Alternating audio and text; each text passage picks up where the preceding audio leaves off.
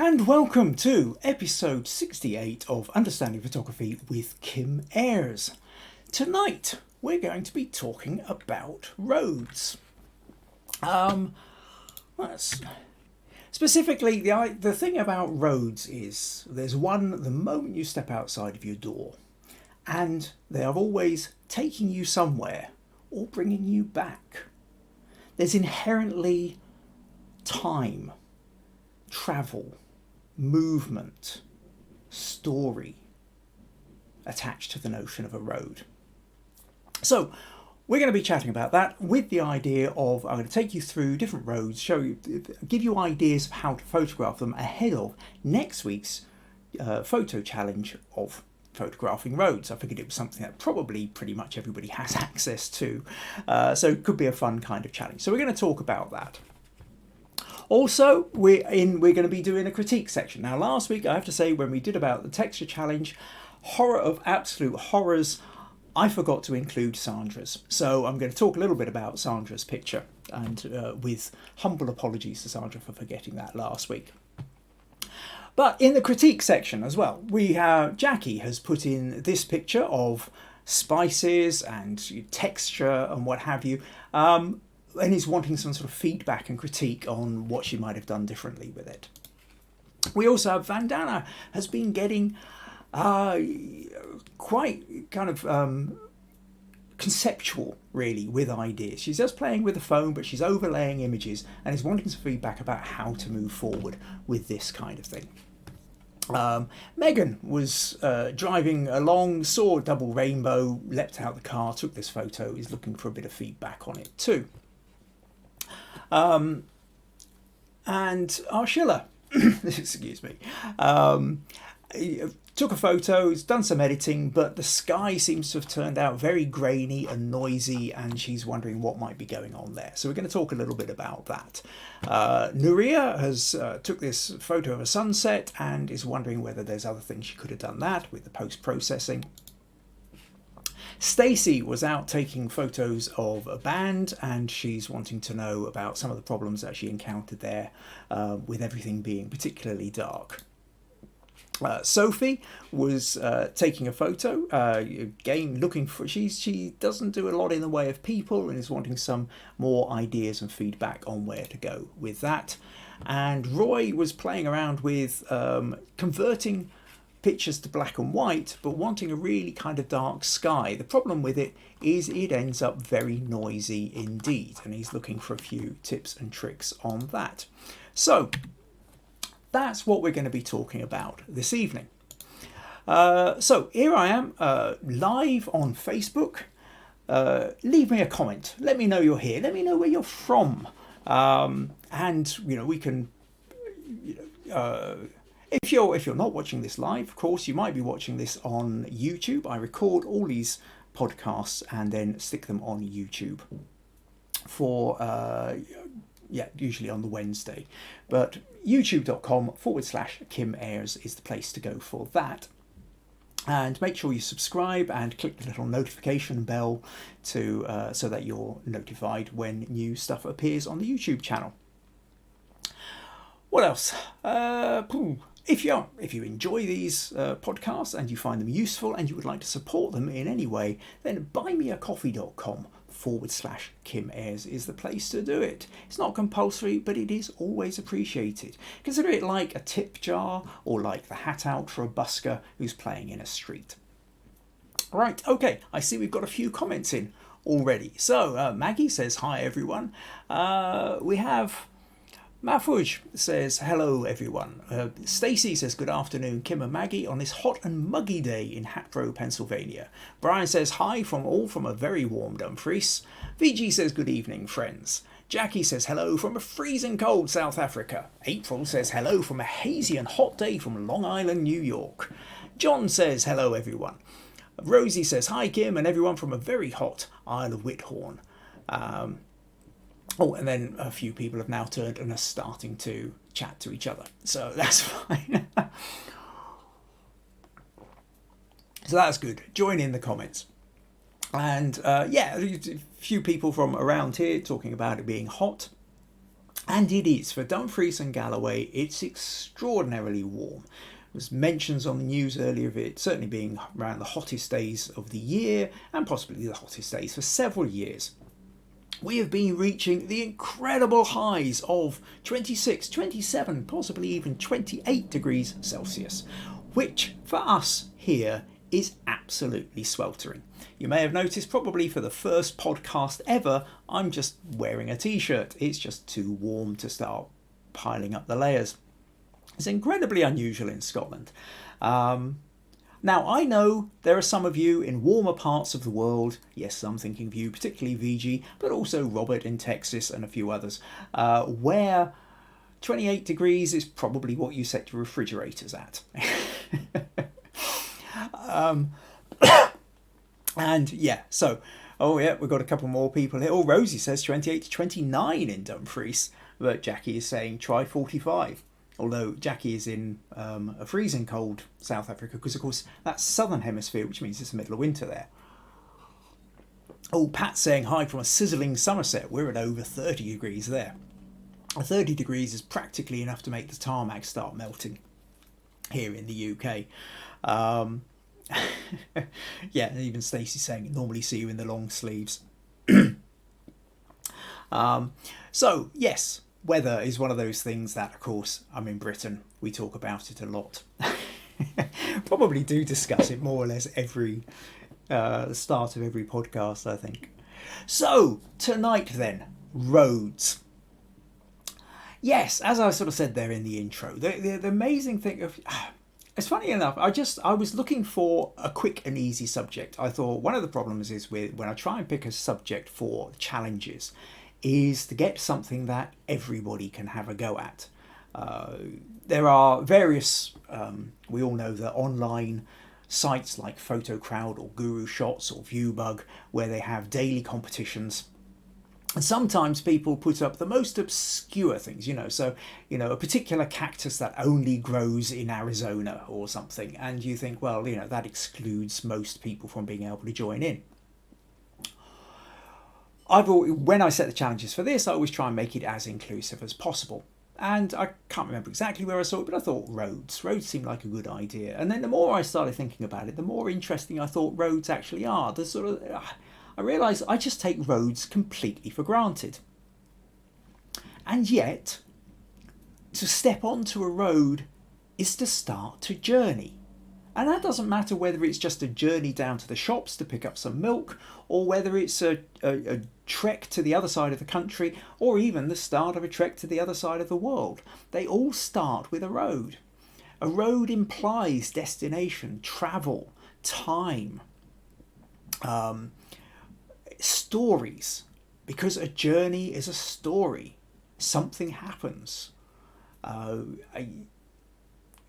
Whether it's the weather or the people you meet or the things that happen to you, there is the journey, and the journey starts with a road. Certainly in our culture, we don't live in the middle of a jungle with no, but even those who live in the middle of jungles still tend to create their own paths and roads through the jungle. So we've all got them. So I thought, well, okay, how does that translate to photography? We've all got cameras, we've all got a road just outside our house. What can we do with that?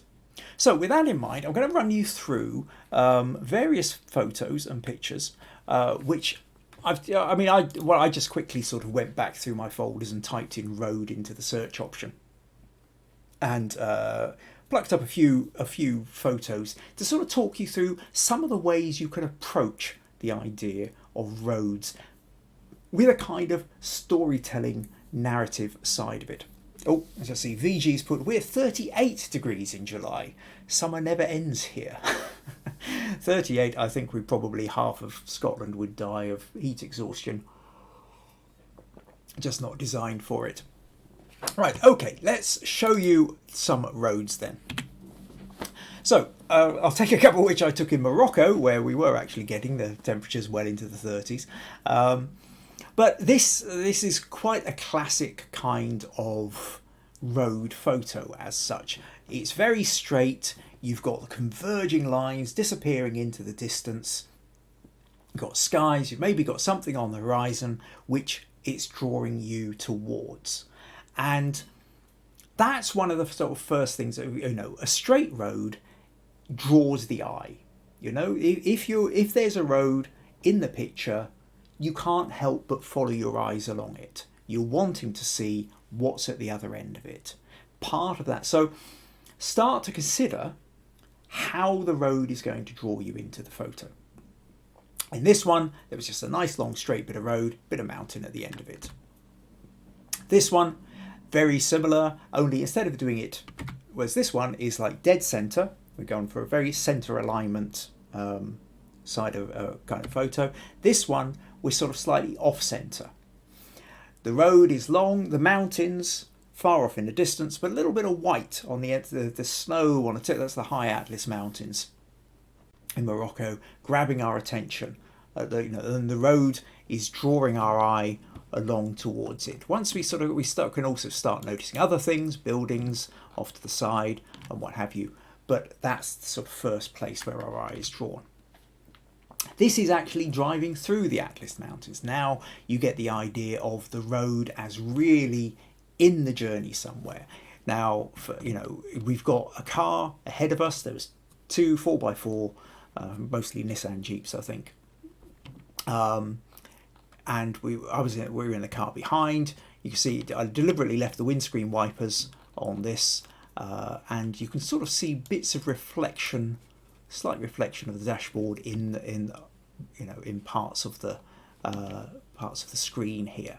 So I took quite a few photos trying this out. Not all of them worked, but I quite like this one where we're following the car into the mountains, up this really long windy pass, which was quite interesting. So you can have that idea of a kind of embedded, you're in there, driving along the road. This one here, this is sort of road as in takes you across. So you've got this is in Yorkshire, it's a reservoir. So you've got all the water off to the left hand side, and down to the right is a dam. So actually you notice that it's not a bridge, which it looks like initially, but although you can of course have roads over bridges as well. But here we've got growth and what have you, and it drops down very, very sharply. But the road here, again, a straight line, and it's just saying, right, here we are, we're on this side, there's the other side. This road takes you from one place to another. And of course, that idea of sort of going across the bridge, I don't know what the sort of fairy tales are like in every culture in the world, but certainly the North European ones of the idea of a troll under the bridge, or some kind of creatures that might leap up and bar your pass unless you can outwit them or pay a toll or some kind of thing. So that notion of roads as something that can be blocked, as something that you have to adventure past, is another aspect of roads. And can you kind of include that in your storytelling as well? Other ideas, of course, roads don't have to be straight. They can wiggle, they can wind, and that can create some really interesting leading lines as well. This is Little Back Roads. It's taken up in the Galloway forest, probably about 10-12 miles from where I live. And here the road swings down, veers left, zigzags off, and then disappears into the fog in the distance. A little bit of sunlight coming through, creating some lovely bits of light, but light and haze and fog, and a road that draws your eye completely through the picture. So you're picking up an atmosphere with that. Back to Morocco, and you can really go for the wiggly roads. This one, again, through a different part of the Atlas Mountains, and it sort of wiggled, and right, you can see how it, your eye just gets drawn all the way down into the valley. And here you can see a little car off in the distance, just to kind of gives you a little bit of scale, some little buildings there, and that car then starting to give you a sense of a scale of the depth of this. Oh, there's another one, little truck just down here. So this, then you've got a valley and it draws your eye, and it's down to a very sort of steep sided valley. Alternatively, this one taken in the Lake District in Cumbria. I think it was Rhinos Pass, or one of them anyway. Here we start off, the road, there is road disappearing far off into the distance. There's also bits of river down here as well. But here, essentially, the road over on the right is starting us off on our journey. We start down here, it wriggles, it swings itself down to the right and then across the picture and then turns and goes in. And by that time, the curves of the hills are just drawing our eye down deep into the valley. So the road can be a starting point for the journey into your photograph. But even though the road then isn't where your eye ends up, or isn't necessarily the final feature of it, it is the launch pad for the starting point for your photo. Of course, you can go urban as well. You don't have to be rural. You don't have to be out in the country. And this is the town in which I live. This is Castle Douglas. I live somewhere up the top of the road over on the left here. If you followed that up fairly near the top, just sort of where it sort of starts moving as the buildings come to an end and the trees begin, pretty much just sort of across here. That's roughly where I am. Now, this was taken from a clock tower, and so we've got a bit of height, and we've got roads going off, the road going off to the left, the road going off to the right. We've got this very kind of triangular feel. So the roads are actually kind of cupping the town as such. They're being used as a border, as to almost like a vessel to kind of hold the town in this one. As opposed to maybe a slightly more traditional one, I turn around and I face up the road. And this way, we're back to, you're taking that idea of a road to lead you right up and through into the picture.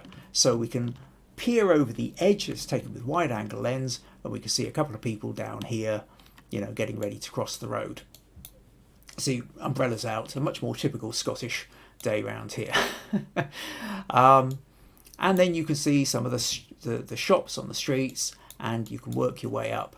And again, so here's this bit somewhere just the other side of these buildings, more or less opposite that tree, is roughly where I live.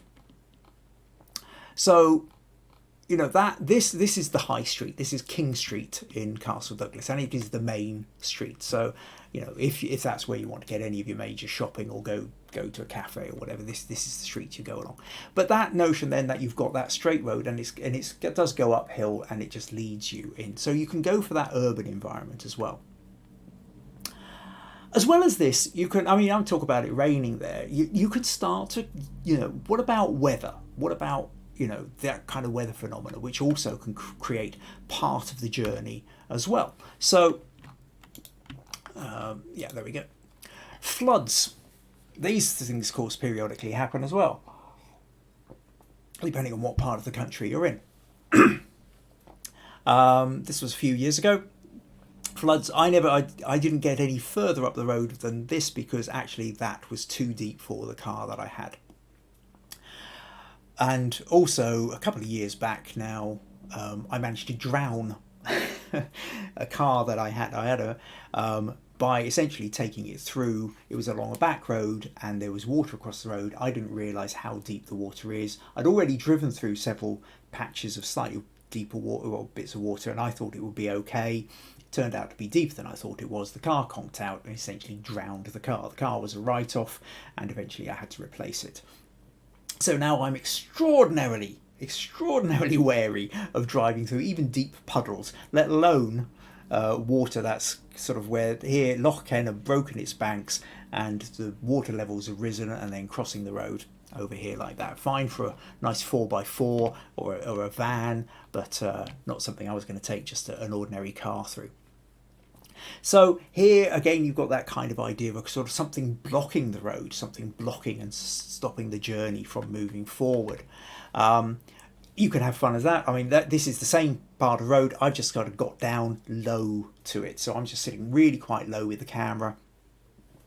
This here is the top of a hedge, just to give you a certain sense of how deep it is. The road is sort of slight sloping down. So it's, I could walk through there and it probably wouldn't be above my knees. But if I went over to the left-hand side there, I would probably be up to chest height possibly neck height in places, if well, certainly chest height, I would think, with that. So those cars that were driving through on the left. But to get down low, and then you can see, because you can see a bit of the road poking out of the top, you're very aware of what's going on there.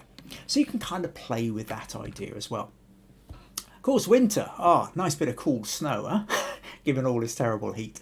And again, so here we've got Castle Douglas, and to go for that more traditional straight line, now we're at the top looking down.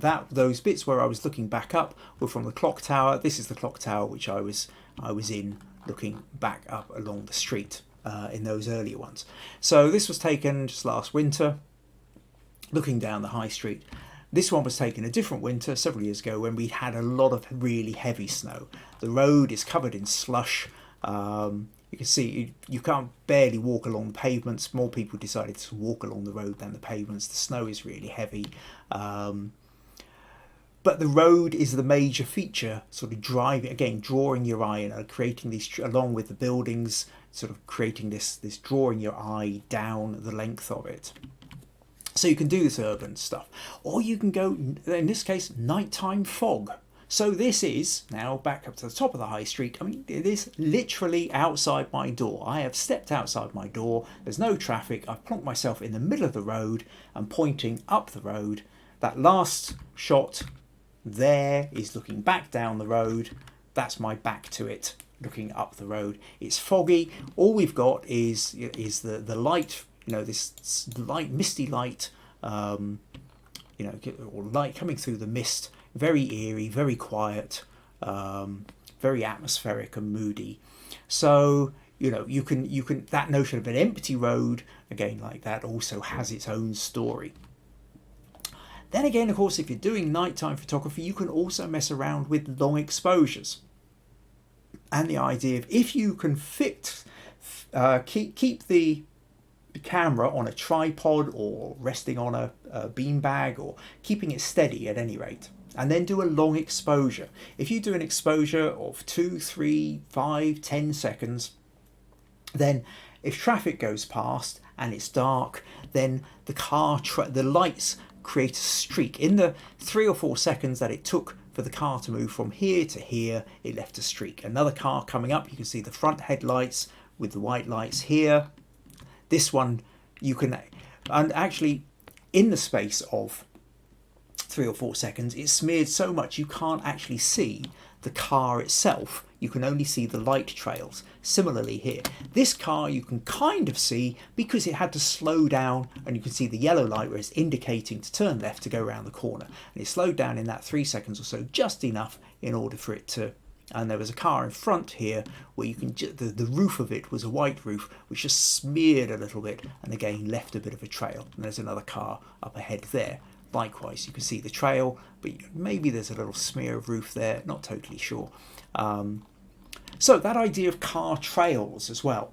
So you can play with that idea. Or finally, just for the this one quite abstract. What I did was I put my camera on a beanbag, essentially on the dash. Is it the dashboard? No, the dashboard's the bit with all the dials. But whatever it's called, the bit that sits in front of between you and the window. Totally gone out of my head. Okay, but anyway, that surface I stuck the camera on a beanbag, put it in the window of the car, driving forward, and set this one for something like, I think it was about a 10 or 15 second exposure, driving back in the dusk.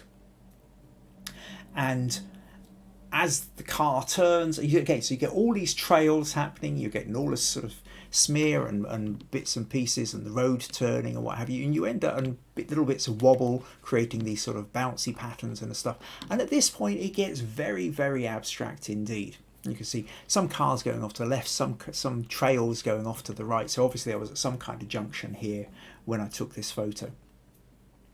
So that's really the kind of stuff I wanted to show you. You can play with it, really have fun with the idea of roads. There's so many different ways you can use them, but I think you can use them in your composition, to draw the eye in particular directions?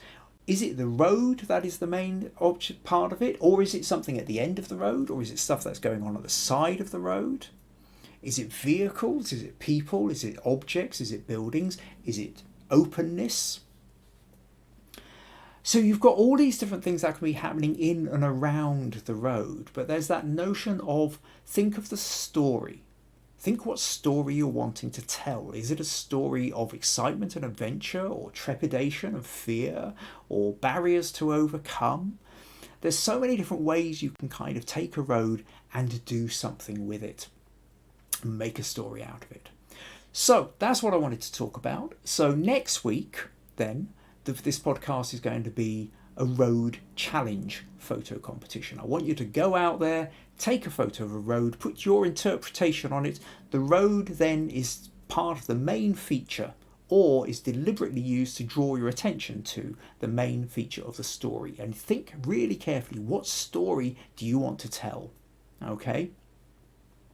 Don't just sort of take a photo which maybe is a lovely landscape that has a little bit of road off in it in one side, but it's almost irrelevant. The road has to be a main feature. And of course, just one photo each, please. I'll talk about this again, maybe a couple more ideas, or certainly reiterate at the end of the podcast, so do hang around for it. Right, I can see that we've got quite a few more comments have come in, so let's see what we've got here.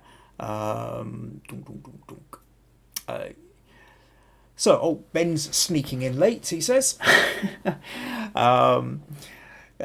Jackie says, very unique find. I'm not quite, of course, I've been just talking, so I'm not entirely sure which one she's talking about. April says, the Galloway Forest looks very pretty. I like curving road pics. Yeah, I mean, that notion, you can go straight, or you can kind of draw the eye in and out, whether it's one curve or whether it's quite ziggy-zaggy. Stacey's saying, don't walk in the moors. April says, you live in a pretty town, Kim. Yes, I do. Castle Douglas in southwest Scotland is a lovely wee town, and I really do like it here. Rosie says that's a really nice view of CD. CD being short for Castle Douglas. Jackie likes the ground level view of the flooded road. April really loves the snow pic. Rosie says good Christmas cards. I guess that'll be snow ones as well. Roy sneaked in late, says, hi everyone, sorry for joining late. And Vandana has arrived saying hi all. All right, Stacey and VG are chatting across to each other. And then VG says, every one of them a gem. Love the road looking like a bridge. The snow, the flood, the night surreal shot. This challenge is going to be a real challenge. And Jackie says, didn't realise there could be so many scenarios to taking road images. Lots of great ideas. Excellent. Good. I'm really glad of that, because that's the point of this. Is now what I'm going to do is just to remind some of you, I also every Wednesday, just before I do a blog post. If you go to kimayres.blogspot.com, .blogspot.com, you can find my blog every Wednesday. And quite often what I do on the week before the challenge is I write a bit more. So I'll probably write a little bit more about the idea of roads in photography for the blog post tomorrow. So that should be available tomorrow afternoon. At the same time, I embed the recorded version of this podcast. So if you miss a bit, or the stream starts pausing and playing up and you don't get quite how you would like it, then you can always go back or rewatch parts of it as well on my blog. Right, okay, yes, so lots of fun scenarios. If you find these useful, if you would like to contribute to the podcast, then buymeacoffee.com/Kim Ayres is the place to do it. Another thing you could do to support these podcasts is tell your friends and invite them along too. Let's build up the following, build up our community here of photographers. Cool, okay. So what we're going to do now then is move on to the critique section. And unusually, we've actually got about 9 different people have put in images for critique, and that doesn't even include the usual regulars of Robert and VG. So we've got quite a few things to get through tonight. Some of these will just be are fairly short. Some of them are a little bit more in depth. Some of them are conceptual. So I think there's actually quite a lot of fun things to learn here today. So I'm going to go through the different images, tell you what people have written about them, give some feedback, and don't forget that this is what the critique section is about. Whilst we will be having the challenges every couple of weeks or so, in between times there is also the chance for critique, for you to stick in your images and ask for feedback. Help get past your sticking points. We all have them. We all have. It doesn't matter how advanced you get with your photography. There are things where you go, I'm not entirely sure what to do here. And actually having somebody who's got a little bit more experience who can turn around and say, here's a way of approaching it. Have you considered this? Can make a huge difference. And if you really want to advance your photography, then getting feedback from people who can help is a really good way of doing it. So, okay. With that in mind, let's make a start. And what we'll do is I'm going to start with Sandra, because last week when we did the texture challenge, I don't know quite what happened. Somehow, one way or another, my brain fuzzing up, I managed to miss Sandra out. And so just I want to run over this one. Sandra submitted this for the texture challenge last week. And first thing is, of course, what we've got is the wonderful texture of the wall. A nice, real old stone wall. It's got all the lichens. It's got a hard light with the sunlight coming down, which is giving us a sense of the depth. And that we've got these shadows here, little bits coming under here. But we also have the wonderful texture of the plants growing over it, the flowers and what have you as well. Now, interestingly, in the background here, and this is what we've got is we've got like a V shape here, a kind of cup, which is then cupping and framing Lindisfarne Castle out of focus in the background. Now, depending on how you want to look at that, you might just see it as, well, it's just an extra reference point for really the photo happens to be about the wall, and if you happen to know that that outline and that little rough shape as Lindisfarne Castle, then it gives you a place to put, it. However, I do tend to feel that there's a slight problem here, Sandra, in the fact that the way this upper part of the wall, actually, if I do that, frames this. The frame draws our eye towards it, and so because our eye is drawn towards it, it's then we expect it to be in focus, and because it's not in focus, it's essentially not delivering on the promise. If you've got a frame, if you've got a hole in the wall, if you've got sides, if you've got something within the gap, then the eye is going to get drawn to it. And if the eye is being drawn there instead of to the texture on the front of the wall, then you've created a conflict, and that conflict means that the photo is never really going to work to the same degree. In nearly all cases, there might be exceptions, but they are exceptions. The photos work best when you have one primary thing which you're drawing your attention to.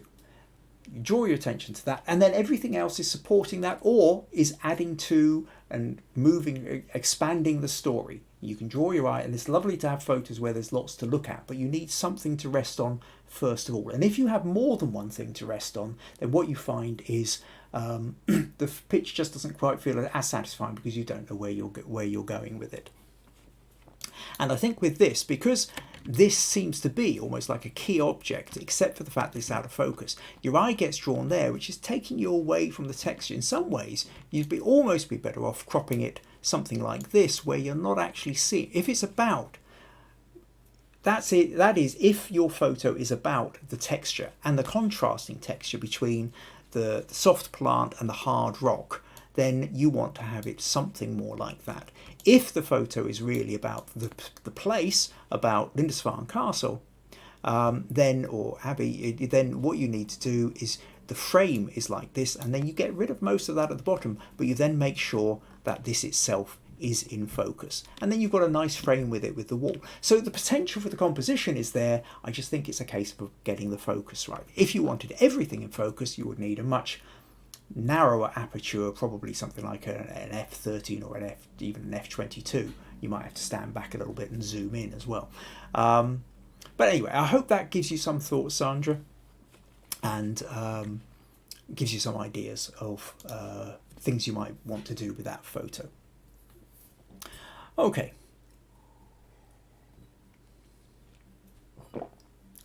Um, okay. Okay, sorry, there's a comment bit there from Stacey, but I think she's replying to somebody else. Benedito has joined us and said, "Good evening, all." Hi, Ben. Glad you could make it. Okay, next up, then we're going to look at Roy, and in fact, that's good timing for Benedito because. So what happened was Roy sent in this picture here. So he's got a lighthouse and he's converted it. He's black and white. Roy's going through a strong black and white phase at the moment where it's really important that he's wanting to try and convert, and that's great. But he's noticed that when he's trying to get this to turn it to black and white, especially, sorry, here we go, the lighthouse. Yeah, make sure you can actually see the photo that I'm talking about. As he's turned it to black and white, there's tremendous amounts of noise in it. And now, there's other things here about composition, but we're not going to worry too much about that just now. So the problem was that it was trying to get a sort of sense of what's going on here. And this is the original photo. So I asked him to send me the original, which was sort of slightly higher resolution. And it then becomes a case of what do we do to convert it to black and white. So if I open this with Photoshop, and actually I should have opened Photoshop earlier so that it would already be sitting there open for me instead, but over on this screen I can see it's loading up and telling me that it's still going to be there. Aha, here we go. We now have Photoshop, and with luck in a moment, there, great. Okay, so Roy's picture has arrived. So what we have then, and what the thing about Roy's picture is, it's not just a case of converting it to black and white. What he's particularly enjoying or wanting is to have this where the blue turns black, and that there is pretty much the problematic area. You see, if I take this photo, let's just say we just very briefly, I take the hue saturation bar and I drag the saturation down to the left, we turn it to black and white. But actually what's happened here is when we've gone black and white, the contrast between the white of the sky and the blue of the sky and the white of the clouds seems to lessen. You can make out even less detail that's going on. So hue saturation, it just as in drag the thing to the left, isn't really working very well. Other options, well, channels. We can always play with the channels. We can see here, we can see the red channel, there's a little bit of contrast, the green channel, less contrast, and the blue channel, there's virtually none at all. And that's because each channel, so the blue channel will make is like overexposes on the blue, underexposes on the red, or it's kind of opposites. The red is the opposite way round. So we've got more, but there's still not a huge amount going on there. If I go to, let's try something else. So we go to black and white over here, and then I can take the blues and the cyans and I drag the slider down to make the blue darker. Now that's giving us the contrast, or I take the cyans, that's giving us the contrast. But when I do that, look how noisy it gets. It gets horrifically noisy. And this is exactly what's happened to Roy in his thing. Down here, it's nothing like quite so bad. We've still got all the detail, but in the sky, it's just not coped with it at all. And part of the problem here is that you're kind of starting with a difficult photo to do it with. There's not a lot of contrast between the sky and the clouds in the first place.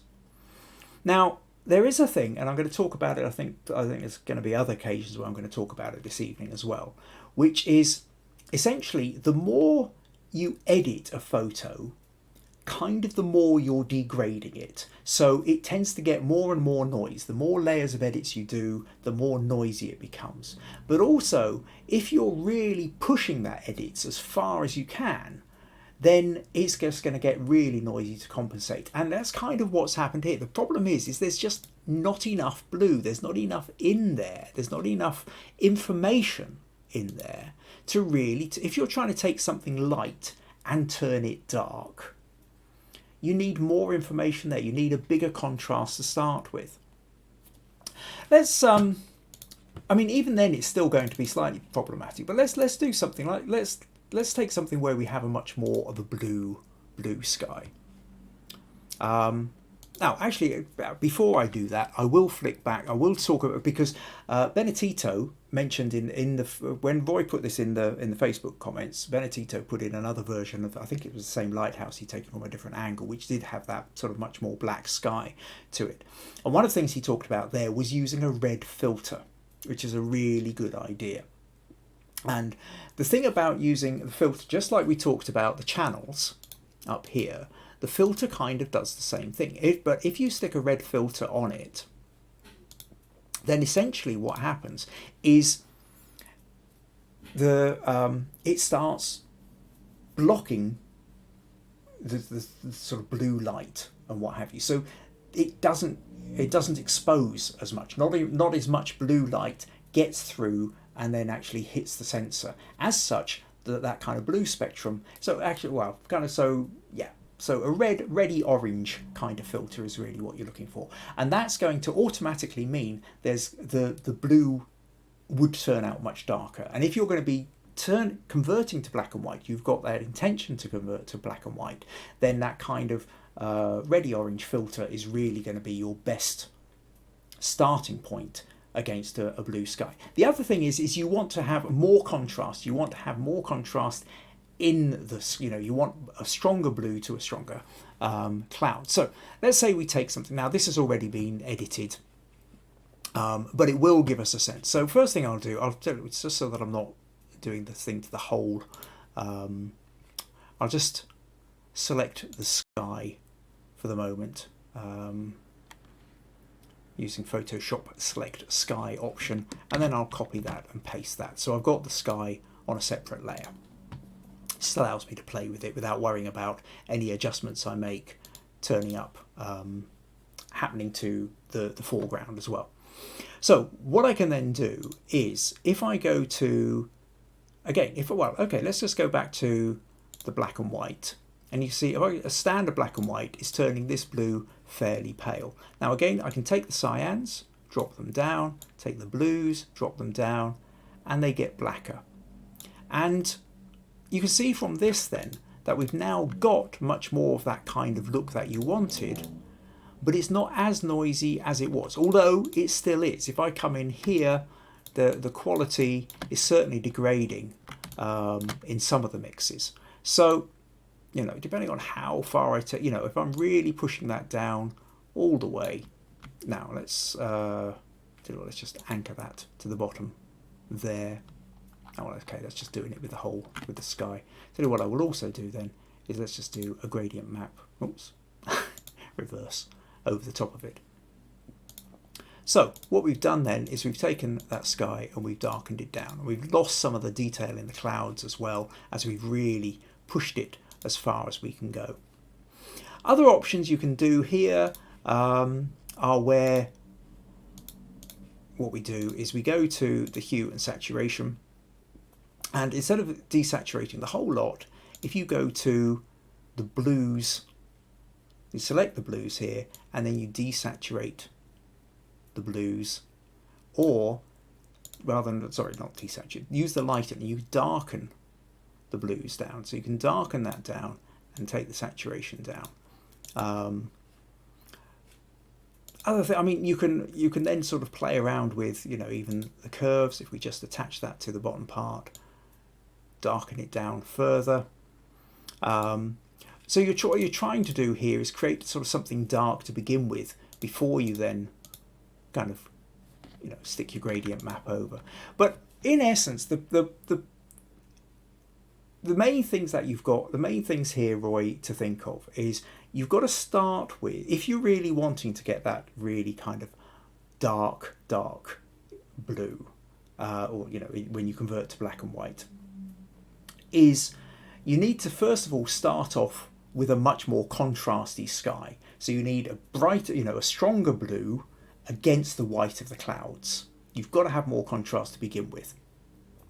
If you can start playing around with filters, as Benedetto was suggesting, that's a really good idea as well, because that will also then mean that your starting point, you haven't already lost information. If your starting point, you've already reduced the amount of blue light coming in, it's going to sit on the sensor better. Make sure you've got a good ISO starting, your 100 ISO, low ISO starting, point. So your 100, no more than 200 ISO. But a red filter is a good place to go. If you're not doing the red filter, at least make sure you've got a strong blue contrasting. And then really, go in and sort of subtly play with just sort of trying to darken areas. But there is going to be a problem that you could always end up with sort of various noisy areas in it, because what you're trying to do ultimately is minimize the amount of editing you're trying to do. The more noise there is, the harder the conversion process is going at it. If you try and convert, it's like, okay, let me show you this sky again.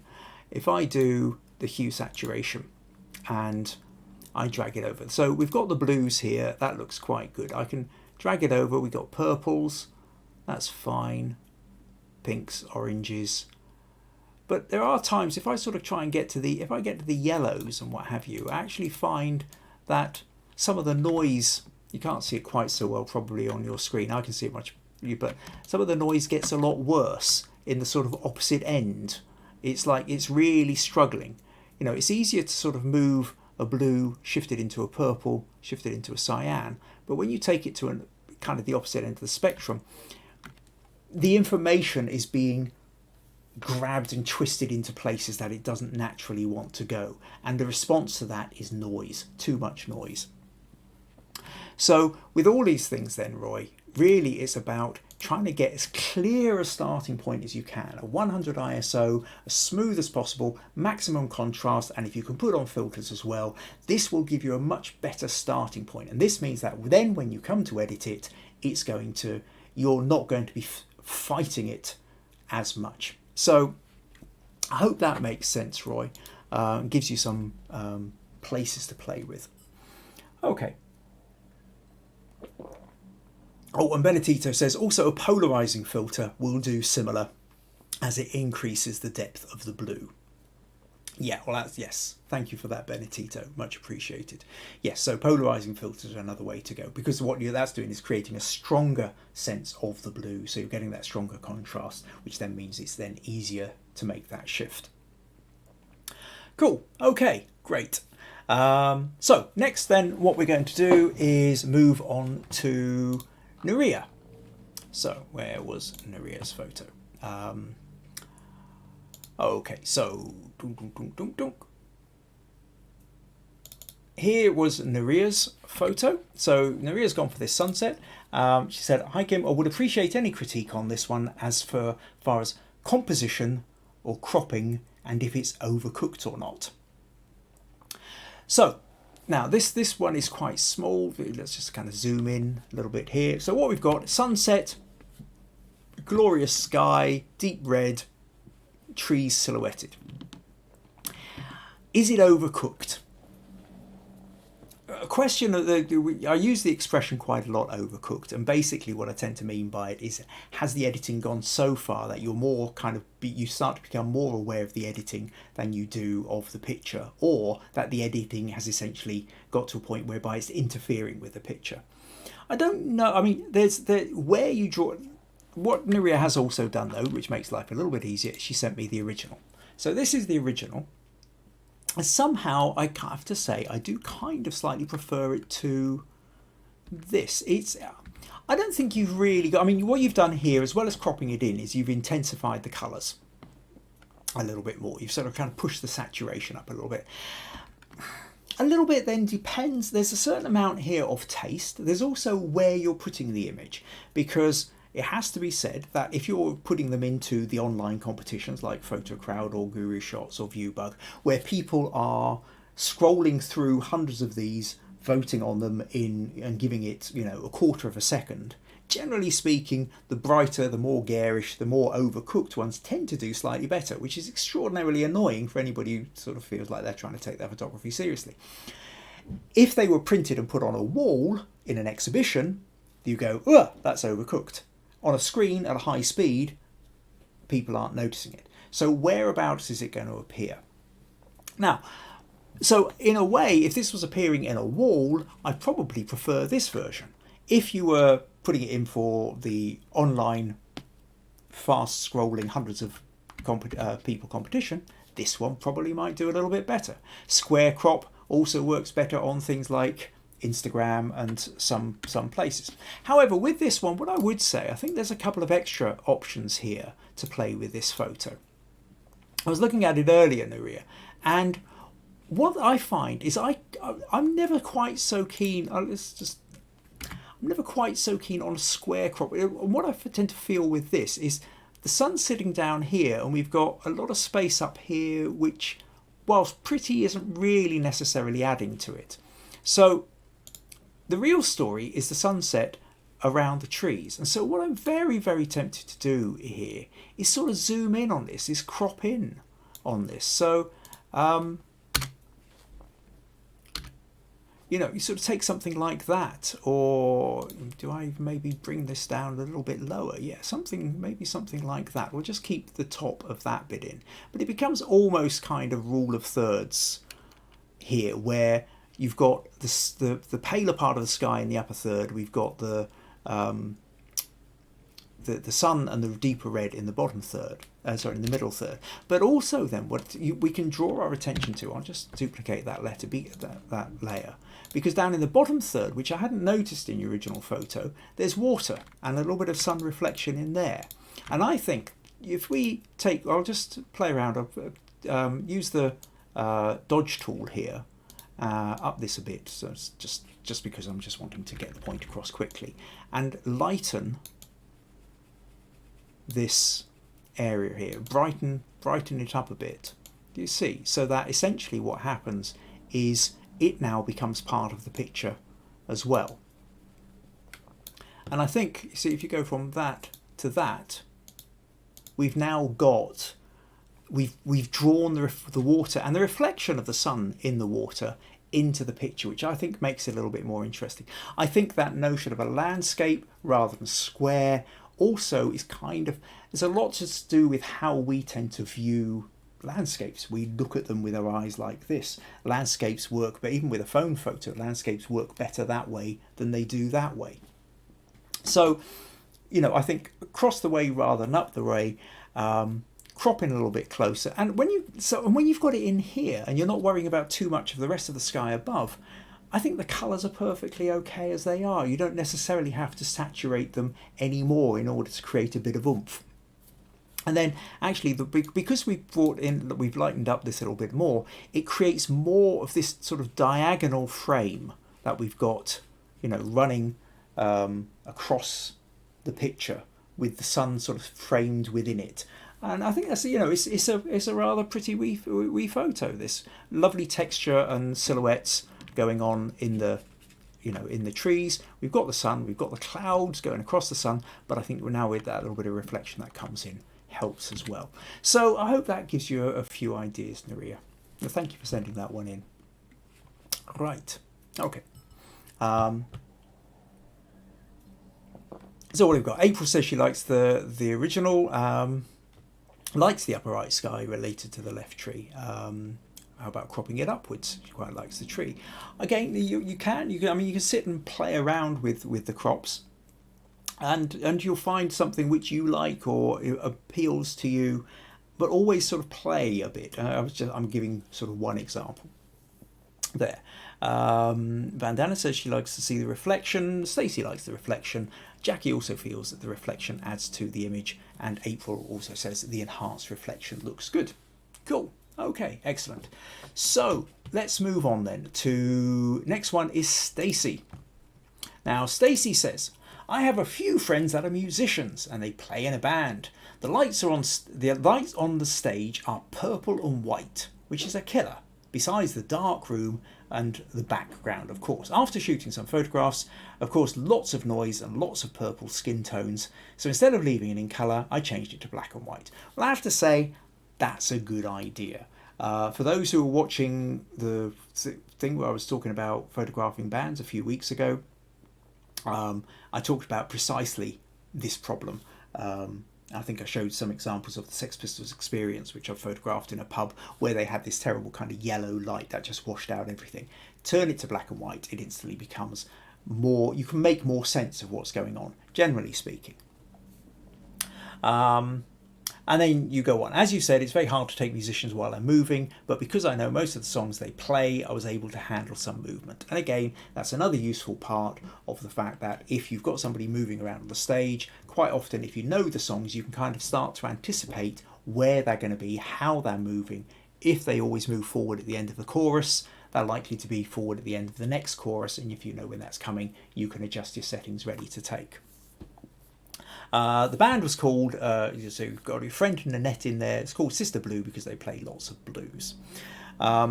So the photo then, so let me just close that, and for now, you sent in two, we'll just quickly, so we've got this one and we've got this one.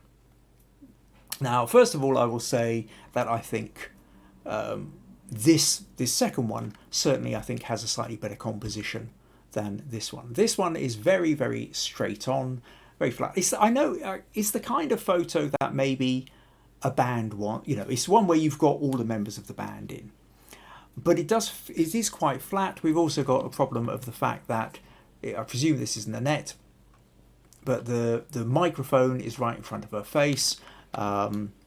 The guitarist you've got over to the right here is really getting lost into the shadows. So, it's always slightly, and of course the drummer is getting lost behind both Nanette and the drum kit as well. If we move on to this one, we can actually make out everybody's face. Well, the bass players, the microphone's kind of hitting him, cutting him off a little bit. You've kind of always got a problem whichever direction you're going in. But the other problem is there's something the way you've converted here, it's still very, very dark. And so let's open this in Photoshop and take a look at the levels, because I suspect, I'll just close Roy's there and Nuria's photos so we can do this. And I suspect the levels aren't where they could be. So if I go to the levels here, and if you look at this little histogram down on the right hand side, what you notice is it's all up over on the left, which means it's all in the blacks, and there's a huge gap where the lights are. And so if I just take this bit here and I drag it to the left up to, suddenly we can see what's going on. There's a lot more happening within the picture. So now we can make out more detail, because when it's down here, it is really just a bit too dark. So always make sure that you are using 9 times out of 10 or 99 times out of 100, try and use the full range of the histogram. Make sure the blacks are going to black and the whites are going to white. So the brightest part is getting so that you're getting the full range, especially if you're in black and white. You want that kind of dynamic range so that you can see what's going on. If you don't want to use the levels, curves is another option where you can drag that up a bit. You can even then drag a little bit down and create more contrast if you want, but it's a bit dodgy to do when it's already fairly dark in places. Again, there's quite a bit of noise in there, but that's to be expected because you're shooting in the quite low light environment. There's another thing here which I would say is it just feels like it needs straightening a bit, and here what you're trying to do is where you've got the uprights. If we look at like this line here and the line of the doorway behind, they're all just slightly tilted off to the left, and if you can make them straight, so let's just take that and just tilt that a little bit there, something like that, that then makes it feel like the whole lot's not falling over.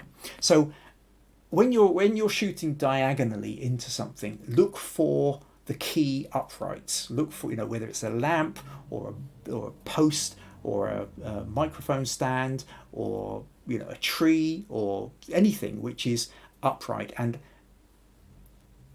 rotate and what have you, so that if you don't have anything upright, then maybe you're looking at a level horizon in the distance. But generally speaking, with something like this, you're not looking for a level horizon because you're shooting at an angle, so you're looking for a strong upright. Probably don't need quite as much ceiling of that either, so that then becomes a slightly more interesting crop. However, what I would also say a bit more specifically about band photos as well is it's very tempting to try and get all the members of the band into the photo, into the single photo. And certainly, you know, it's useful for a band to have a photo which has all the members in, which they can then put on their Facebook banner, because it then shows everybody in. And if one person gets left out, guarantee major arguments in the band about why they are not being taken seriously. Yeah, I've been in plenty of bands where there's been plenty of arguments about who seems to be getting top billing just basically by how they're coming out in the photo.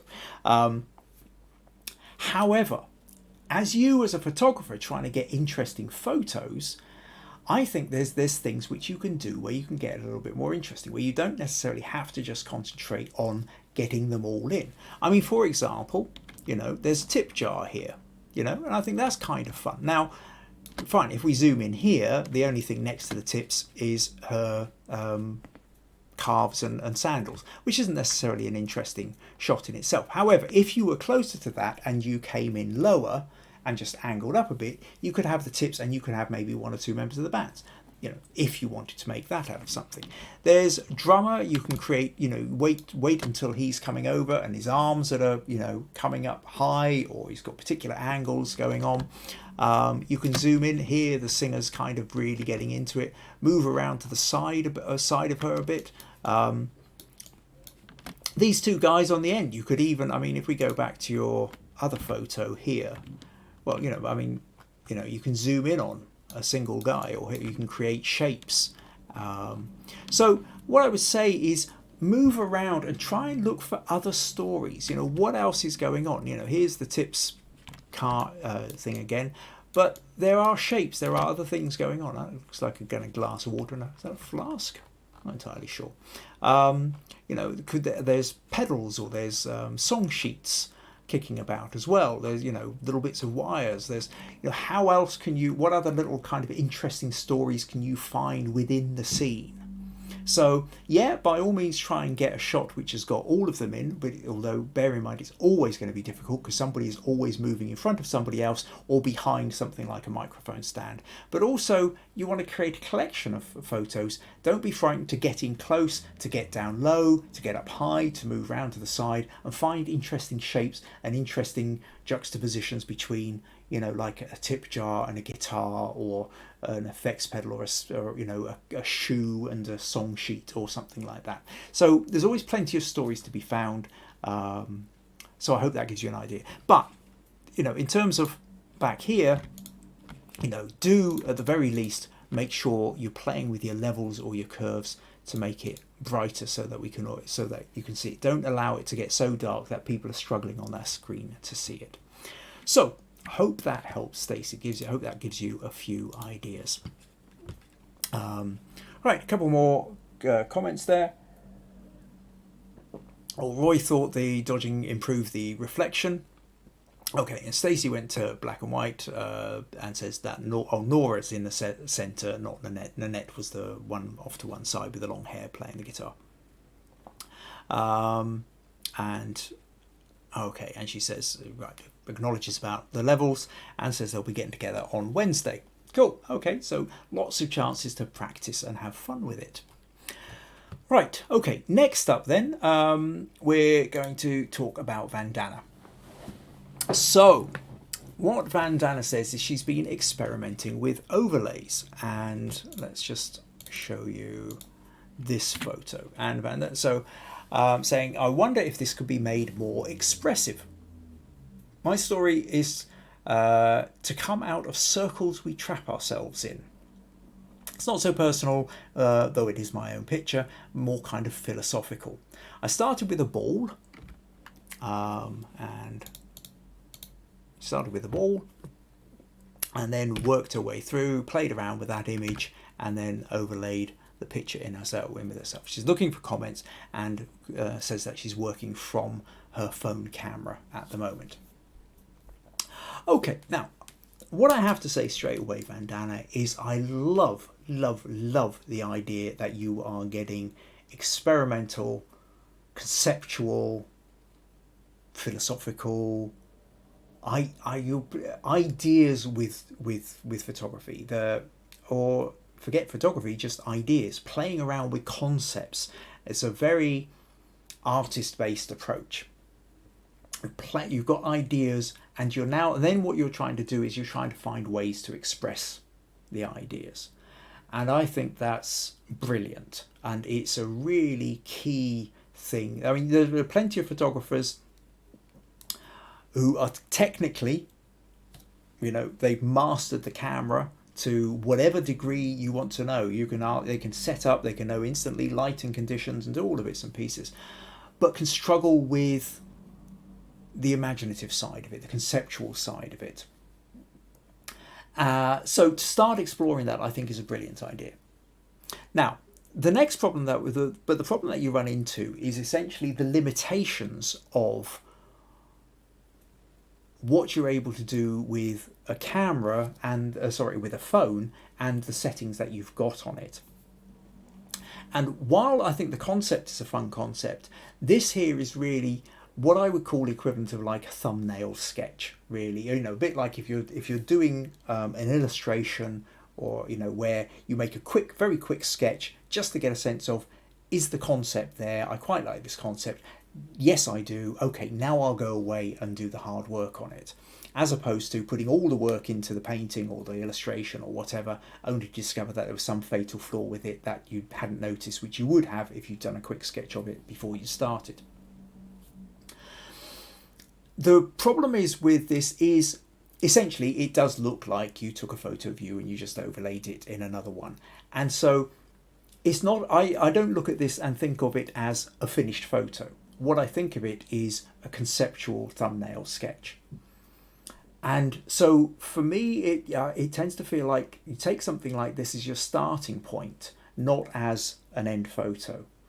And you use it to then develop the idea further. And you can say things like, well, okay, so you've got a person sitting in a ball, so the concept maybe, let's just run, you say the story is to come out of the circles we trap ourselves in. Would she need to be smaller within that? Could you do something with a glass ball? Could you do something like create a model? Take a glass ball and create a little scene, make something. I know we've seen VG, sometimes we've been actually literally creating models to then photograph. I know my sister is actually, she's done similar things as well. She's can be quite a model maker, and she can make things, and she can make whole scenes, and then she will photograph the scene. Or you can play around with where if you've got like a glass ball. Do you remember that notion? I'm sure you've been around where some people have been using like a lens ball, which is a glass ball roughly. Well, you can get them at different sizes, but say you buy one sort of roughly that big, and then you can place it somewhere, and you focus on the lens ball itself, and the background, which might be out of focus to the rest of the photo, is then really in focus within the lens ball itself, although it's usually upside down. But if you were to take a lens ball and then find a decent background and lighting, and then have the figure within that, then you could and then rotate the image afterwards. You would be able to create something maybe fairly similar, but not feeling like it's been stuck on. I think when you get to conceptual photography, because it's conceptual ideas, it becomes even more important that you're not looking at the edit. I've talked before, and it's certainly worth repeating again now, about the notion of when you're editing photos, you kind of don't want to be seeing the edit. If people are looking at the edit, they're not looking at the content, and they're not getting the idea. So the more flawless the editing is, the easier it is to get the concept across, because that's what you're trying to sell here. You're trying to sell a concept, a philosophical idea, and instead people will get caught up with how good the edit is. And that's the wrong thing. That's not what you're trying to sell. So I think the idea, when you've got an idea, then you start thinking, well, how else could I explore this idea? Do I want to make a model? Do I want to use a lens ball? are there other ways of doing this? Did I go on holiday somewhere where there was this giant glass ball and I could actually get a friend to sit within it and then take a photo of them within it? If it's not specifically about you, but it's more the concept, can you enlist the help of somebody else who can be your model, essentially, and place them somewhere so you can get more accurate photos? So I hope that helps, Vandana. I'm terrified of dampening down your enthusiasm. I really don't want to do that. I think there's a lot in your idea, and I really, really want to encourage that. I don't think just laying one photo over another is a good enough end in itself. I think, like I say, use it as a starting point and say, well, okay, there's a concept idea here. Now what do I need to, in order to try and if I really want to create a photo which embodies that concept, what would I need to do that? And then photography, so much photography, we'll sometimes joke, it's 125th of a second going click, and the rest of the time is problem solving. And that really is a huge amount of what photography is. Photography is you go click and you go, that's not what I wanted, when you look on your phone or in the back of your camera. How do I get from here to where I want it to be? And it's the problem solving side of it. And there's a huge amount of fun to be had with that. So play with these ideas. Don't be frightened of coming back and asking questions, putting forward ideas, asking how you might do a particular idea or concept, how you might solve a problem. Also tap into the wonderful resources that are this group. Understanding Photography with Kim Ayres isn't just me and the podcast. As you've already seen, when Roy put up his thing about his conversion to black and white, Benedetto was quite happy to come in and give ideas. And quite often different, everybody who's a member of the group also has their own experiences and insights. You don't have to take anybody's advice whatsoever, but you can as well, and you can sometimes get the insights. So feel free to explore ideas, ask questions, and see what other people's take are. And if you've got half an idea but you're not getting it to work, bring it back to the group. Also bring things back to the podcast, and we can keep going on. And I really would, because I would really love to kind of encourage this notion of that creativity.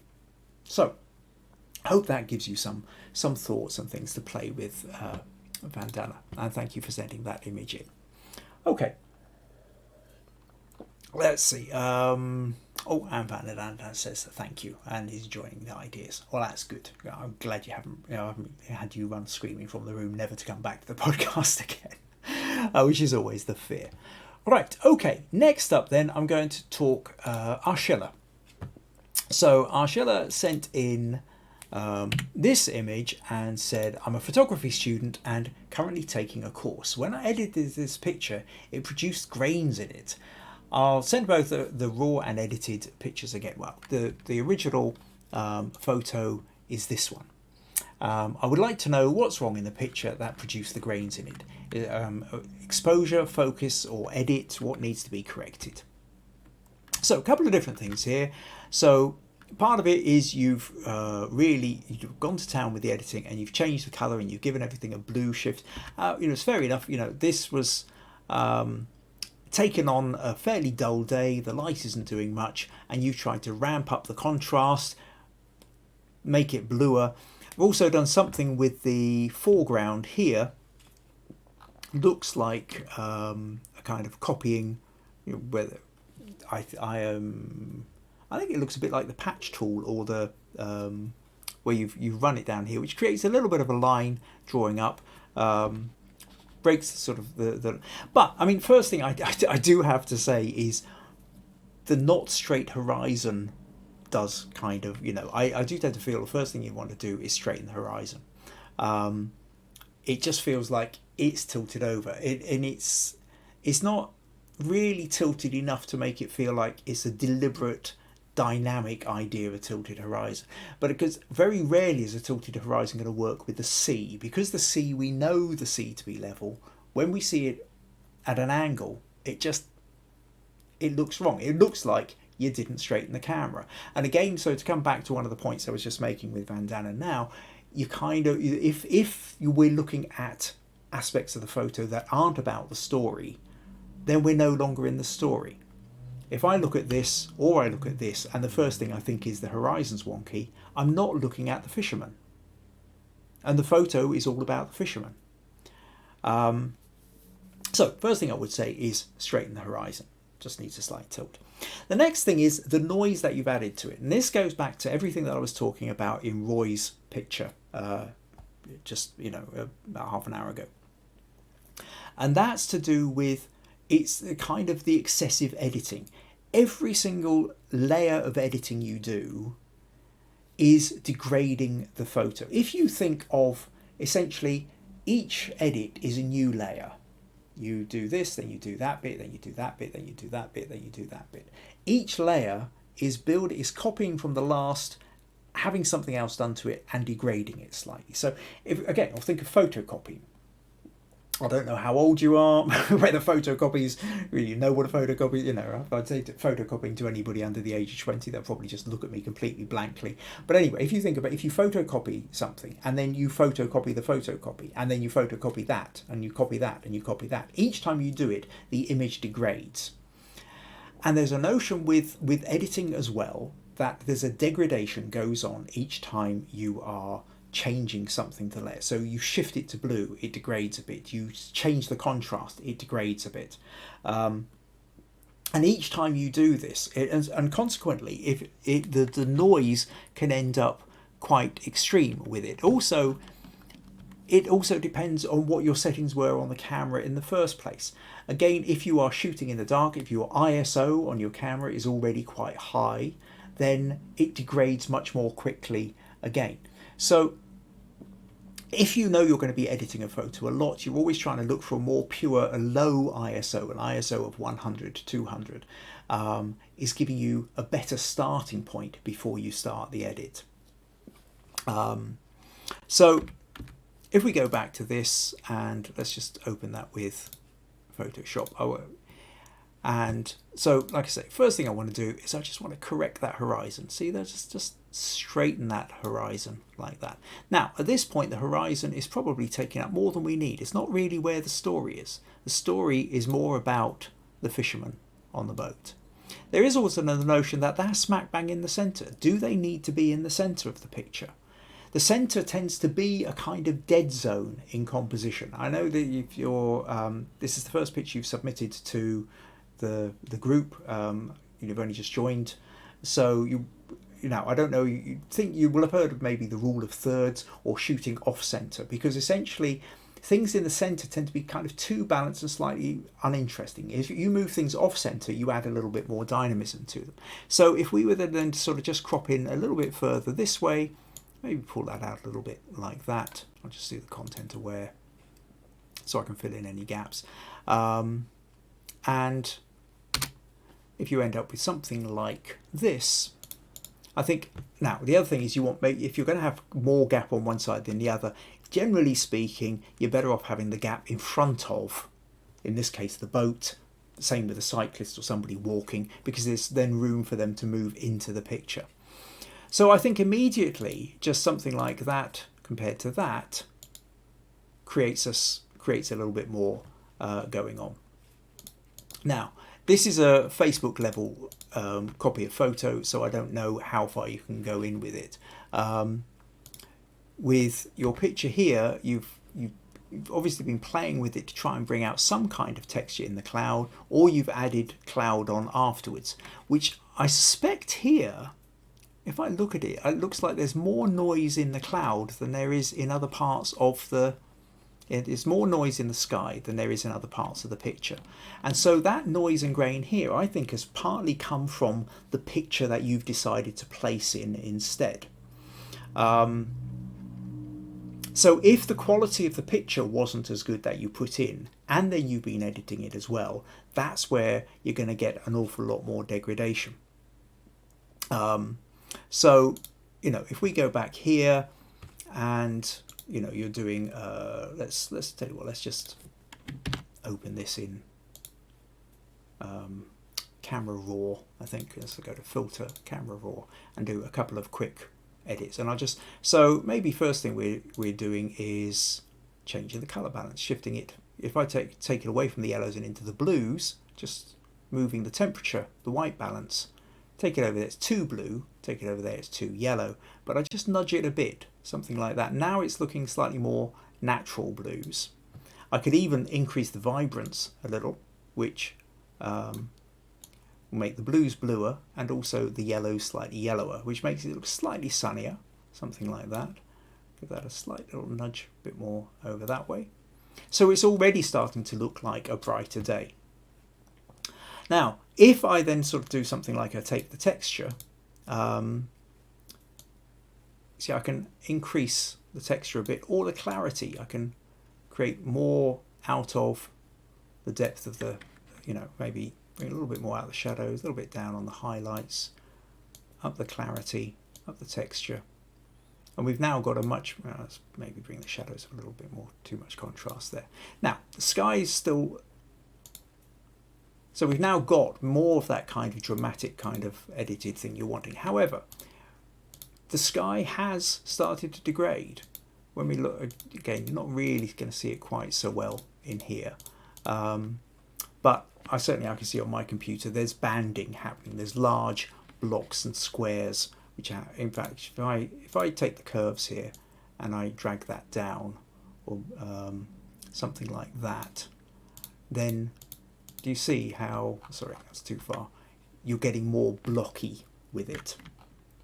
I don't know how well that's working, but you'll know this yourself when you're editing it. So the more we're editing it, we're degrading the image with it. But I'm still not getting that large amount of noise that you have in this photo. So I can only think that that amount of noise has really come from the photo that you've added on afterwards, onto the sky. So I hope that gives you some insights, some ideas, Ashila. Thank you very much for sending the image in, and I hope you found that useful. Right, okay. Let's flip back.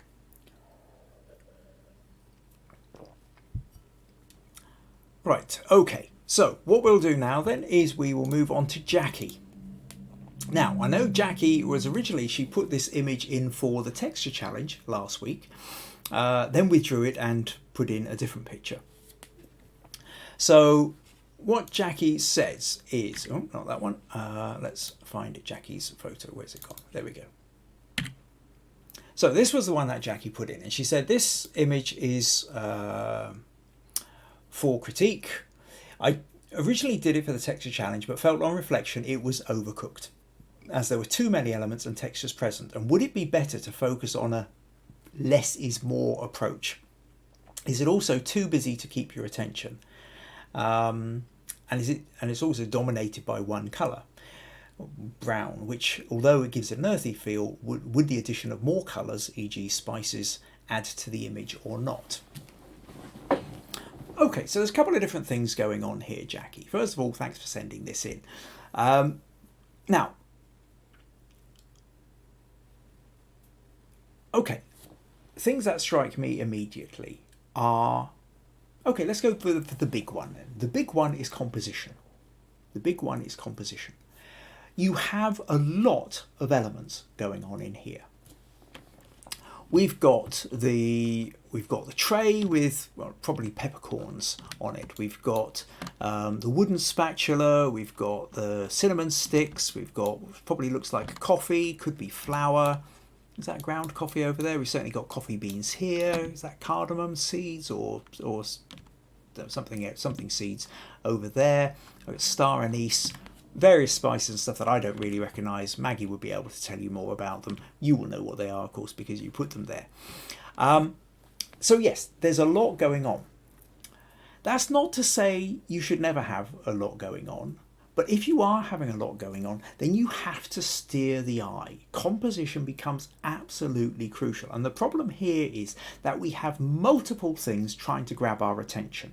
Remember what I was saying to Sandra about right back at the beginning with her picture on the wall, of the wall with the castle behind, that if you've got more than one element in a picture, you've got to have your first element. Where's the eye getting drawn to first, and then is the rest of it supporting it or battling against it?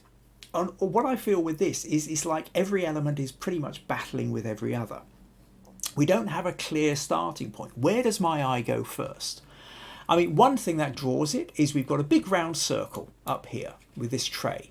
And so that becomes like anything big round circle, that's like a bullseye, draw your attention. We've got, however, we also then have a circle here, and this circle is brighter. This is a lighter, we've got light against dark, and then it's within a circle. So that's certainly calling for our attention. But then we also have this spoon, which is light against the dark background, but it's angled. And this angle is drawing our attention. It's like pointing us. When you see a spoon, you kind of can't help but follow the length of the spoon, and it's like a finger jabbing up, and you want to kind of follow the direction of it. But where's it taking us? It's taking us out of the photo. So the spoon is taking us out of the photo. The cinnamon stick also is kind of, now it could be leading us, but where's it going? It's not lined, it's almost lined up with the bottom of the spoon, but not quite. It's sort of pointing us towards the spoon. So the line is taking us, okay, let me tell you what, let me just open this with Photoshop and let's draw a couple of arrows on it, show you what I mean. Let's just turn that round, let's get a pencil tool. So this then, the spoon, that even more so, taking us straight into the corner. Now normally I talk about nice diagonals going to the corner is not a bad idea. However, quite simply, if that spoon was the opposite way round, then it would be drawing the attention back into the photo. Instead, it's pointing it out of the photo. We've got this grabbing our attention, we've got this grabbing our attention, we've got that taking us out of the photo, we've got this taking us towards the spoon, which is then taking us out of the photo. Then we look around, we've got a bright patch here, which is calling us in this attention, but we've got these there. So you can start to see that the problem is that there's nowhere for the eye to rest. Okay, so compositionally, it does feel very busy. And so, but when you talk about the idea of less is more, certainly it can be, and you can create some really interesting pictures where you just have the wooden spoon on a smooth background. Or a few coffee beans, or a few coffee beans in a coffee cup. But it doesn't have to be. You can. Do you remember the photo I did? I don't have it would take me too long to go off and find it now. But do you remember when we were doing still life photos several months ago? And the still life that I created had loads of elements. It had several different kinds of fruits and textures and tablecloths and everything else, and jugs and plates and fruit of all the peel. There was a lot in it. There was probably just as much, if not more, in that photo than there is in this photo, but you never felt like it was overloaded. And that's because of the way the composition was that it curved the eye back in. So like I say, quite simply, if you had your, if you turn the spoon around, the spoon draws the eye in. There's ways of placing it. Now, I can't tell you exactly what I would do with this photo because there's too many elements here. But if you think about containing it, if you think about where the eye comes in, where's the eye going to be drawn to first? What's the first thing you want them to see? Is the first thing you want them to see the coffee? Is the first thing you want them to see the cinnamon stick? What's the most important part of this? Once you decide that, that's your primary part of the photo. So then everything else is supporting it, so you want the eye to get drawn to the most important part. And then by the way you arrange it, with subtle shifts of where the bend of a curve is, where a line of coffee beans is, with the direction the spoon is pointing in, the curve of star anise or whatever, your eye goes to here and then it moves through the space. Okay? So you want to have that sense of how the eye is moving through the direction, and you're going to use every single compositional trick you've ever learned to do that. From light and dark and how your eye gets drawn to places of maximum contrast, use of diagonals, use of leading lines, curving, all these kind of things. Now, that's compositionally. Adding into the complication that you have here is texture. You've got a very, very textured background. And then you've got lots of very small textures on top of that textured background. And instead of it just sort of adding to the idea of, oh, well, it's interesting textures, it just becomes a kind of overload again. that it's interfering. You actually, if you're going to be if you want a piece of texture to stand out, it stands out best if you put it on something which is smooth.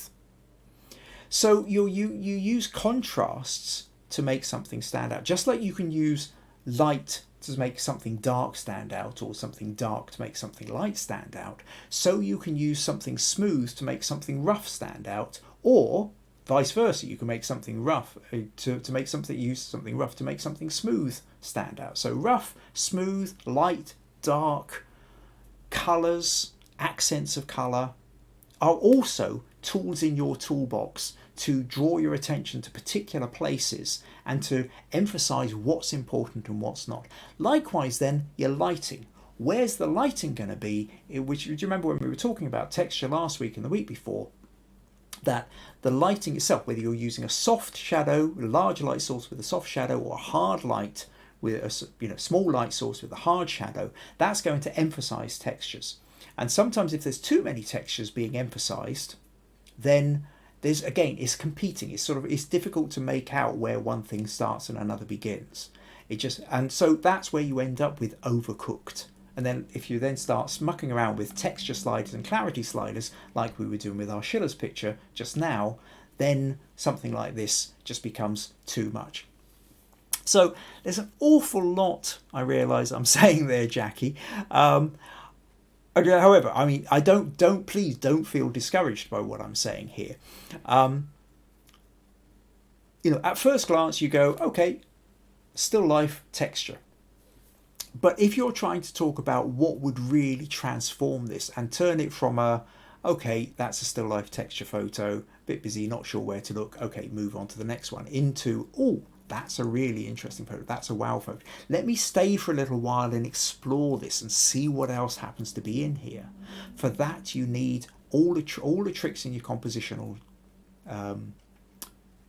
trick book. And everything I've said about leading lines and composition, take to a single place first, draw the eye in and around what's important, how are things contrasting with each other, are they complementing and drawing your eye, or are they battling and pulling your eye in two different directions at once, or 3 or 4 or 5 different directions at once, in which case the photo is never really going to work in the same way. So you've got a lot of skill with the camera already, and your understanding of lighting is growing all the time. Some bits, when you're playing around with your still life, you've really nailed. But I think the composition is really where and that sense of how to shape a whole group of objects is the place where you've got lots of fun to start exploring. And you can use things, these household spices and stuff. You don't have to put in a great lump of red or yellow spices into this. If you put a chunk of turmeric, bright yellow turmeric, on any part of this, that would grab all the attention. But at the moment, because of the way the composition is, it would just be yet another thing that pulled on your eye. So get the composition right, understand your story, and then I think the rest of it will follow. So I hope that helps, Jackie. Right, okay, where are we now?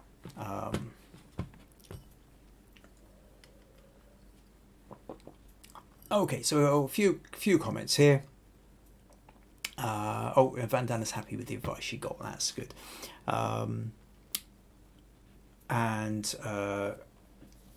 Where are we? So, right, yeah, a couple of people remember the. Oh yeah, so Jackie says she remembers the image that I was talking about. And says I didn't think of what I wanted to be the most important thing, and that's where it went wrong. So yeah, that's just thinking about what's the most important part. Okay, cool. Well, April says everything smells good. Well, that's true. So I mean, that you've got all these, things like coffee grinds and spices and what have you. You have the potential there to evoke a world of smell. I suppose again, though, you can potentially run into problems with the fact that for those who would recognise all the smells, are the smells competing with each other as much as the visual? So think each element. How is it balancing? How is it contributing to, or detracting from, or competing with your key narrative? Oh, Bandana agrees with April. So you can smell the coffee.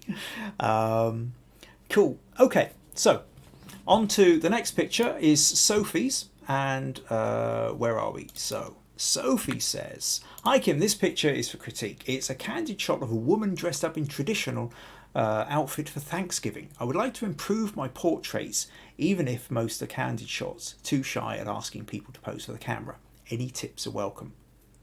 Okay, well, the first thing, Sophie, I have to say, this has got such a painterly feel to it, which, part of that is that notion of the single light source. For those who remember when we were talking about portraits, and do you remember anybody remember the photo I did of my daughter Meg in a kind of looking like a painted, kind of Dutch old masters painting? I talked a bit about the light source there, where you've got a single light source. Now, what's interesting with this is the light source seems to be coming from underneath. So we notice a bright patch on her arm. Under her, there's a shadow from the collar coming up, collar coming up, but most of it she's lit under the neck rather than from above. So now that's a less common kind of lighting. You might get that kind of lighting if it was maybe candlelight, and in candlelight you would then maybe want to have a kind of orange glow with that. So if you were staging a picture like this, you could stage it and have I've done things like this where I've put an orange gel across a flash to make, but then what you would also do is you would include a picture of a candle within it so that everybody assumes that the light is coming from the candle. There's another bit here where, notice the pumpkin, so I presume this is all to do with Thanksgiving, but it's, okay, I'll have to come there because I'm realising my little picture down in the corner here is getting in the way. But the pumpkin is sitting immediately behind her. And what I'd almost really want is I'd want the pumpkin on the other side to create a little bit more, you could have that in front of her, and that would create a little bit more balance in the photo as well. So lighting, composition, but it's a tricky one. I mean, because what you say, I would like to improve my portraits.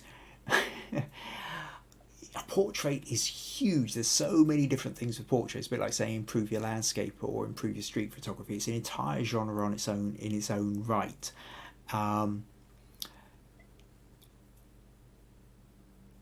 Really, I suppose what you're talking about is to go back to that notion of story. Just like we were talking about with Jackie, just like we've talked about with several photos, and I will always keep talking about, and I was talking about with Rhodes earlier on. What is the primary story? What is the message you're wanting to get across? Are you wanting to get across a story of strength and independence, of community, of angst, of worry, of love, of laughter? Especially with portraits. Portraits are all about people, and people are about emotions. If you're talking about trying to create an emotional engagement with the viewer, then what emotions are you trying to get across? So what is the primary story? And here we have a woman dressed in traditional costume, and we've got a pumpkin sitting behind her. But what's the story of it? What do you really want to tell? And the clearer you can be about understanding what narrative you're trying to tell, the easier it makes for all the set of decisions you make that come next. So if you're wanting a picture of strength, authority, that then influences the angle at which you're going to point your camera, what kind of lighting you want, what they should be wearing, what kind of background they should be. Likewise, if you're wanting one of thoughtful intellectualism, you would have a different set of outfits, or maybe you'd have people wearing their glasses to look more intellectual, having the glasses on their end of their nose, peering over the top. Do you have them sitting in front of a bookcase? Do you have them, or if you're taking a photo of somebody sitting in a pub or a bar or by a lake or loch or in the mountains, backgrounds then make a difference. So with all of these things, it's first of all, what story is it you're wanting to tell? Too often what happens is we see something, we take a photo, we go, woohoo, great photo, or there's something there, and we take a load of photos, and we get back and we edit and we go, oh, that one kind of looks okay, I'll stick that one up. But we still haven't really thought, what is it that made us pick up the camera in the first place? What is it that made us go, oh, gotta point my camera at that? And that's the real key bit. If at that point you can kind of clearly identify, you can say, why have I pulled the camera out? What is it that's interesting me in this? Is it the light? Is it the colour? Is it the expression? Is it the clothing? Is it the interaction between these two people? Is it the interaction between this person and some kind of object? Is it the action that somebody is? Is it a reaction that somebody is? What is it that I'm finding particularly interesting? And once you understand that, that then really helps you with every decision you make next. What angle do I go to? Where am I going to stick the camera? What elements do I need to include in the background? Do I need to actually contact them and say, can you move, change, hold this? Or can I just sort of wait until they move into the right position now to emphasize the story I'm trying to tell? So I hope that gives you some ideas there, Sophie. Cool. Right. Okay. So on to the last photo then is Megan. And then I will reiterate a little bit more about the notion of roads and the challenge that we're going to do for next week. Right. Okay, so where are we? Megan's photo. So Megan took this photo of a rainbow on what looks probably like rapeseed. So Megan says, this photo was a happy accident. I was taking photos of a sunset with a storm rolling in. I drove right by this and couldn't resist. To begin with, I wasn't sure whether she was just putting it in saying, for smug points, or was actually wanting some kind of critique. So I did ask. She said, yes, please do critique. Okay, cool. So the first thing I'm going to say with this is straighten the horizon. I bet a few other people, I'm sure, will have already guessed this. But just like our Schillers, there is this sense of the horizon isn't quite there. And it's just enough to make me go, it's not quite straight. So instead of being able to really enjoy the photo, I'm wanting to, just not much, but just let's do something like that. And there we go. Well, we will in a moment if this ever gets around to finishing editing. Well, that's taking a long time to process. Right, what worries me about that is it quite often slows down the whole video while it's at it. Anyway, that looks okay. Right, so having just straightened the horizon, I think just from that to that certainly helps. Okay, the next thing with this is, first of all, congrats on getting a rainbow. It's a great looking strong rainbow. It's not always easy to photograph rainbows. The cameras will quite often kind of seems to filter them out or whatever. But it's not just a rainbow, it's a double rainbow. But now you've got a double rainbow, I kind of feel like, you've missed it. You kind of want to see both ends of the double rainbow and then a little bit more space as well. The other thing is that you have leading line coming straight up here, and that's great. You've got a track, but the track, everything we were talking about roads at the beginning of this podcast, the road is drawing you straight into the photo, except for the fact that it's drawing you straight in and missing the rainbow. If we zoom in here, the rainbow isn't actually in sight. It's sort of drawing us slightly off. And I can't help but think, if you were to able to just sort of move round, were there ways that you could move round left or right a bit, and that rainbow would sort of kind of follow you as it does? Could you get the line running up to the rainbow, or maybe in between the double rainbow? So essentially, let's just, if we copy and paste that, if it had sort of been doing, that's not absolutely perfect here. Actually, what if I just, no, what if I still end up with the same thing? But do you see that essentially if, actually let's tell you what, let's go back here, just, it's not going to be perfectly right, but something like that, where the line draws your attention up to the rainbow or even between the rainbows, I think would be interesting. Ignore this bit over on the left for the moment. But, depending on where that rainbow sits, right up there, that could work with this other one coming in here. The other thing, if we go back to here, is, like I said, actually having more room over on the left. There's a kind of feeling with this that it would have been quite nice to have this this line running kind of like a rule of thirds. You could also bring that up because it is about the sky and you've got the line. You could do something like this. Now,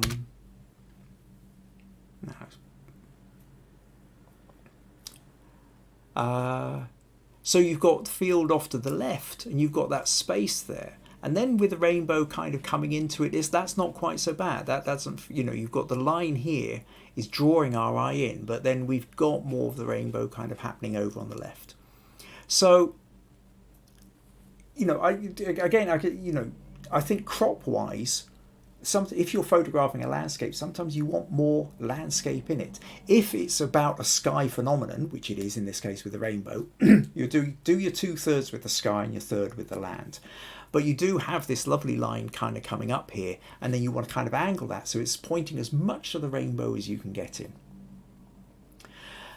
So, absolute brownie points for you for spotting it, leaping out the car and do it. But if you're asking for critique of what else you might have done with it, then hopefully that gives you a few ideas, Megan. But thank you very much for sending that one in. Cool. Okay.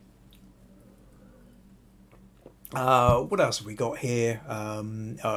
April says very pretty, but would also like to see a landscape view. Megan says, I didn't see that while editing and now I can't unsee the horizon. It's true. It's one of those things that once you kind of tune into these things, I mean, I possibly once I don't know whether it's every single podcast, but certainly twice or thrice a month, you'll tend to find me saying just straighten that horizon a bit or whatever. Because once you do see them, it becomes almost like a kind of OCD thing. If it's not there, you just can't quite settle until you straighten that horizon. And Stacey says sometimes you don't see the horizon, which is a big issue for Stacey too. We've chatted about that one before. Jackie was also thinking it would look good in landscape, and April really likes the new edit as well. Megan says, I really appreciate that feedback, lots to play with. That's great. Well, I'm really glad. So, what a busy night. Oh gosh, we've done well over an hour and 45. So, I'll finish up now. A couple of things. Let's reiterate about the notion of the Roads Challenge. Just before I say that, just to remind you, if you found these podcasts useful, interesting, you would like to support them, buymeacoffee.com/Kim Ayres is always appreciated. Now, next week then, roads. If you tuned in late, if you came in after the first half hour, you would have missed me talking about the roads. Go back, watch it, or tomorrow I will have this up on YouTube and on my blog, where you'll have the highest quality version of it. You can watch what I'm talking about, roads, and a whole bunch of ideas of stories of so this is what you really want to be thinking about. There's roads right outside your house, or you can go trekking off to somewhere along a road, find stories, go out on a little trip, find stories that you can, assuming that you're not COVID restricted where you are. There are always stories. There's stories in the weather, there's stories in the angles, there's stories on the things that sit on the sides of roads, things that are on the road, whether it's other vehicles or it's people. There's that notion of destination, of where is the road leading to? What's your eye getting drawn to? All these things are there's massive potential with roads. So next week then is the Road Challenge. I want you to stick in your best photo, your most interesting photo of a road. When you put it into the group, put it into the Understanding Photography with Kim Ayres Facebook group. If you are one of those who watch on YouTube only, because you don't do Facebook, then email me your image to include. And then, but also tell me a little bit of story about it. Tell me what it is about that photo that you've taken that grabbed your eye, why you wanted to take it, or if there's something interesting in the background of it. This is the statue of the giant prawn, which was built in such and such a time for this particular reason. Whatever the story is, right? Let me know a little bit about it. And then next week we'll go through the photos, and share inspiration, because part of learning the photography, part of understanding photography is being inspired by what other people are doing and either going out and doing your own version or it triggering new ideas for you to go out and try yourself. So that's the plan. So next Tuesday, that will be it's the 20th today, so the 27th of July. Get your photos in by the weekend. Depending on how many we get, if there's too many, then I might have to start selecting. So earlier ones get in, the better. And I really look forward to what you're going to put in. So thank you ever so much to everybody who sent in pictures. Thank you ever so much to everybody who's taken the time to comment. And I will see you all next Tuesday. But in the meantime, think about roads and get your photos in for next week's challenge. Right? Take care. Like I say, we'll get that one over there and at the ready. And I'll see you all next week. Enjoy the rest of your week, whatever the weather. Cheerio. Bye-bye.